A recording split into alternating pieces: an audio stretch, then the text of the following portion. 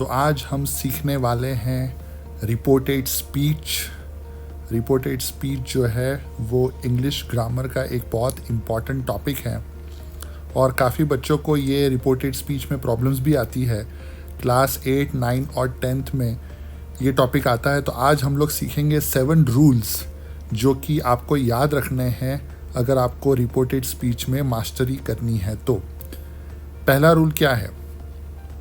First rule ये है कि रिपोर्टेड स्पीच जो है वो हमेशा पास्ट टेंस में लिखा जाता है।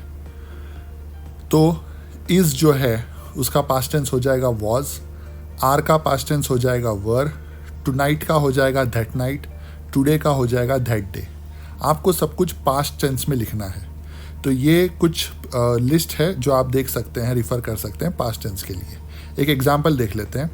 समझ लो एग्जाम्पल है the king said I will give a reward tomorrow. तो यहाँ पे जो विल है वो फ्यूचर टेंस में है, टुमारो भी फ्यूचर टेंस में है। तो आपको क्या करना पड़ेगा, विल का एक बार लिस्ट देख लीजिए। विल में क्या बन जाएगा, विल बिकम्स वुड। तो आपको विल की जगह पर वुड लगाना है। और टुमारो का क्या वर्ड है, द नेक्स्ट डे।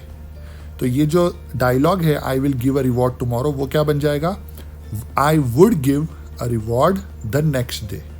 तो विल की जगह पे वुड लग जाएगा, टुमारो की जगह पे नेक्स्ट डे। रूल नंबर 2 क्या है? रूल नंबर 2 ये है कि रिपोर्टेड स्पीच जो है वो ज़्यादा करके थर्ड पर्सन में ही लिखी जाती है। तो चलिए देख लेते हैं फर्स्ट पर्सन किसे कहते हैं। फर्स्ट पर्सन का मतलब होता है जो बोल रहा है, जो स्पीकर है। जैसे कि मैं बोल रहा हूँ तो आई, मी, माई, वी, आर, आर्स। और सेकंड पर्सन किसे कहते हैं, जो सुन रहा है, सामने वाला, you, your, your self. Third person वो होता है जो यहाँ इस वक्त मौजूद नहीं है, जैसे ही, हिम, दे, देम, देमसेल्व्स। तो ज़्यादा करके रिपोर्टेड स्पीच जो होती है वो थर्ड पर्सन में लिखी जाती है। ओके, तो आपको थर्ड पर्सन में सब कुछ कन्वर्ट करना है, जो भी चीज़ फर्स्ट या सेकंड पर्सन में है। एक एग्जाम्पल देख लेते हैं। यहाँ पे एक एग्जाम्पल है the king said I will give a reward tomorrow. अब यहाँ पे जो आई है वो किंग के लिए यूज़ हुआ है। किंग मैं नहीं हूँ, आप नहीं हो, किंग तो तीसरा पर्सन है। तो हमें आई की जगह पे थर्ड पर्सन ही यूज़ करना पड़ेगा। तो सेंटेंस क्या हो जाएगा, he would give a reward the next day. I की जगह पे ही लग जाएगा। रूल नंबर 3 क्या बोलता है?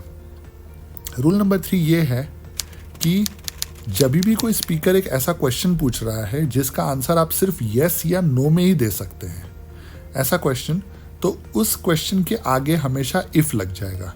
इफ़ या तो वेदर, दो में से कोई भी एक चीज़ आप लगा सकते हैं। एक एग्जाम्पल देख लेते हैं। The king said do you want to live your life. तो यहाँ पे do you want to live your life का आंसर आप यस या नो में ही दे सकते हैं। तो आपको क्या करना पड़ेगा, आस्क के बाद इफ़ या तो वेदर लगाना पड़ेगा। तो अब इसका रिपोर्टेड स्पीच कैसे हो जाएगा, द किंग आस्क्ड, आस्क के बाद क्या लगाना, if he wanted to enjoy his life. तो इफ़ लग जाएगा। तो इस तरह से ये आपको यूज़ करना है अगर ऐसा क्वेश्चन है जिसका आंसर सिर्फ यस या नो में हो। इस बात का याद रहे, क्वेश्चंस भी अलग टाइप के होते हैं जिसका आंसर यस या नो में हो। रूल नंबर 4 ये है कि अगर स्पीकर एक ऐसा सेंटेंस बोल रहा है जो कि एक नॉर्मल सेंटेंस है जिसके एंड में फुल स्टॉप आता है और पूरा सेंटेंस है, तो आपको सिर्फ सेड के बाद दैट लगाना है। क्या लगा देना है, दैट, THAT, दैट लगा देना है। इसका भी हम एक एग्जाम्पल देख लेते हैं। जैसे यहाँ पे the king said our kingdom is safe from enemies. तो our kingdom is safe from enemies ये एक पूरा सेंटेंस है फुल स्टॉप वाला। तो आपको क्या करना है, यहाँ पे सेड के बाद दैट लगा देना है। तो अब इसका रिपोर्टेड स्पीच क्या हो जाएगा, द किंग सेड, और सेड के बाद आपको दैट लगाना है। तो that his kingdom was safe from enemies. Are की जगह पे हिज हो गया क्योंकि थर्ड पर्सन लगाना है, और इसकी जगह पे वॉज हो गया क्योंकि पास्ट टेंस में लिखना है। रूल नंबर 5 ये है कि जब कोई स्पीकर कोई कमांड या रिक्वेस्ट देता है, कोई ऑर्डर देता है या रिक्वेस्ट देता है, और वो जो सेंटेंस जो होता है वो कंप्लीट नहीं होता, तो आपको टू लगाना पड़ेगा। आपको डायलॉग के पहले टू से स्टार्ट करना पड़ेगा। हम इसका भी एग्जाम्पल देख लेते हैं। तो यहाँ पे एक एग्जाम्पल है the king told gate out of here, ये एक कमांड है। और दूसरा है the king said please sit down, ये एक रिक्वेस्ट है। तो कभी भी कमांड या रिक्वेस्ट हो और ये सेंटेंस देखिए दोनों कंप्लीट सेंटेंस नहीं है, तो आपको टोल्ड के बाद टू लगाना पड़ेगा। तो इसका आंसर क्या हो जाएगा? The king told to get out of there, here का देयर हो गया। और the king said to please sit down, okay, to sit down. तो ये रूल नंबर 5 था। रूल नंबर 6 क्या है कि अगर क्वेश्चन ऐसा है जो व्हाट, वेयर, WH, ओ, हु, हाउ से शुरू होता है, तो अगर ऐसा कुछ है तो आपको उसमें कुछ भी ऐड नहीं करना, ना कोई इफ़ लगाना है, ना दैट लगाना है, ना टू लगाना है। सिर्फ सेड की जगह पे अगर हो तो आस कर देना है, अगर सेड लिखा हो तो आस कर देना है। जैसे फॉर एग्जाम्पल यहाँ पे एग्जाम्पल ले लेते हैं, the king said where is my crown. तो अब ये क्वेश्चन है, लेकिन ये यस नो वाला क्वेश्चन नहीं है, ये where is my crown WH वाला क्वेश्चन है। तो आपको ये सेड लिखा है, उसकी जगह पे आस्क कर देना है। अगर आस्क्ड हो तो आस्क्ड ही रहने देना है और बीच में कुछ भी लगाना नहीं है, एज इट इज़ लिख देना है। तो इसका आंसर क्या हो जाएगा? द किंग आस्क्ड वेयर, इसकी जगह पे क्या आ जाएगा? वॉज, क्योंकि पास्ट टेंस करना है, और माई की जगह पे हिज, क्योंकि थर्ड पर्सन करना है। तो where was his crown. Rule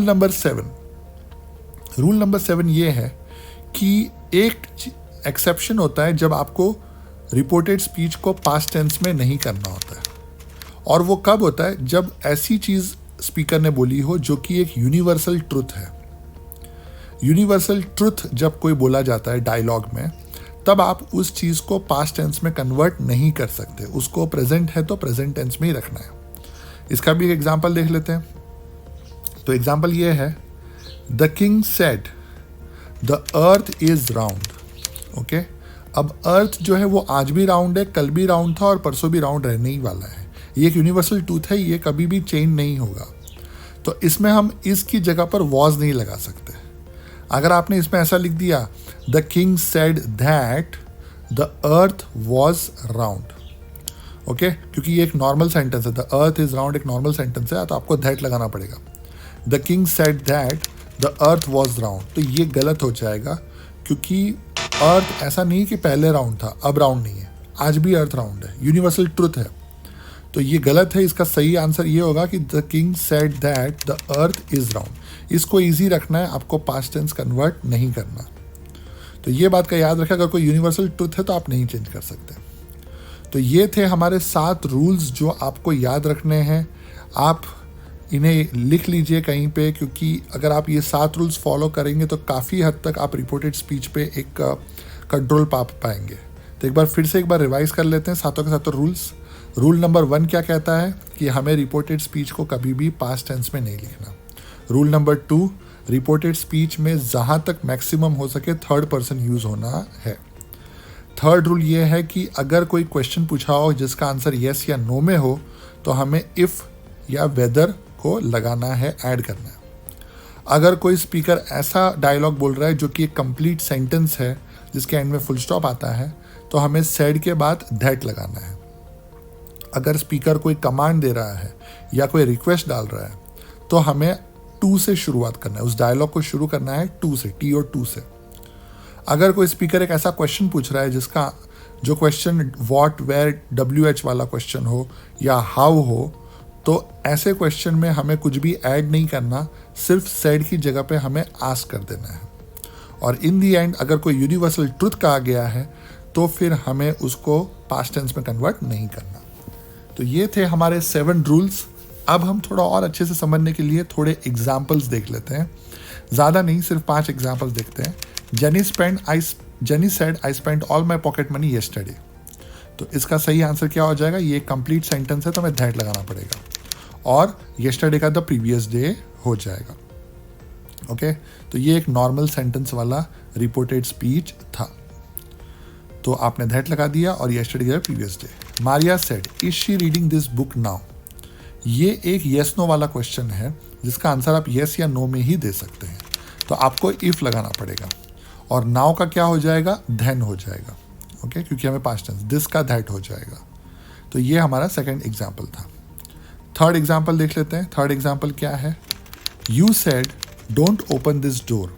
ये एक ऑर्डर है और ये कंप्लीट सेंटेंस नहीं है, डोंट ओपन दिस डोर, तो हमें इसमें टू लगाना पड़ेगा। तो ये क्या हो जाएगा? You told not to open that door. This की जगह पे क्या लग जाएगा, दैट लग जाएगा, और आगे हम टू लगाएंगे क्योंकि ये इनकम्प्लीट सेंटेंस है और एक ऑर्डर है। Jason said who gave him this book yesterday. ये भी एक क्वेश्चन है लेकिन ये WH वाला क्वेश्चन है, तो इसमें हमें कुछ भी नहीं लगाना, सिर्फ सेड की जगह पे आस्क कर देना है। और येस्टरडे की जगह पे क्या हो जाएगा, प्रीवियस डे। दिस की जगह पे लग जाएगा, दैट लग जाएगा। अगला एग्जाम्पल देख लेते हैं। The president said the Ganges is the Holi river. ये एक यूनिवर्सल ट्रूथ है, गंगा नदी एक होली रिवर पहले भी थी, आज भी है, तो हमें इसको इज का इजी रखना है, पास्ट टेंस में कन्वर्ट नहीं करना है। तो ये थे हमारे कुछ एग्जाम्पल्स। आप और भी बहुत सारे एग्जाम्पल्स सॉल्व कर सकते हैं अगर आप ये 7 रूल्स याद रखें तो। और इसी के साथ ये वीडियो ख़त्म होता है। आई होप आपको ये वीडियो कुछ काम आएगा। अगर आपको हमारा ये वीडियो पसंद आया है तो आप वीडियो को लाइक कर सकते हैं, हमारी चैनल को भी सब्सक्राइब कर सकते हैं। हम ऐसे और कई सारे वीडियोस बनाते रहेंगे जो कि आपके लिए हेल्पफुल हो।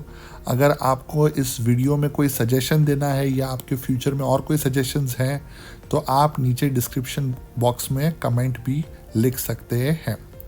Okay boss, till then take care, thank you very very much.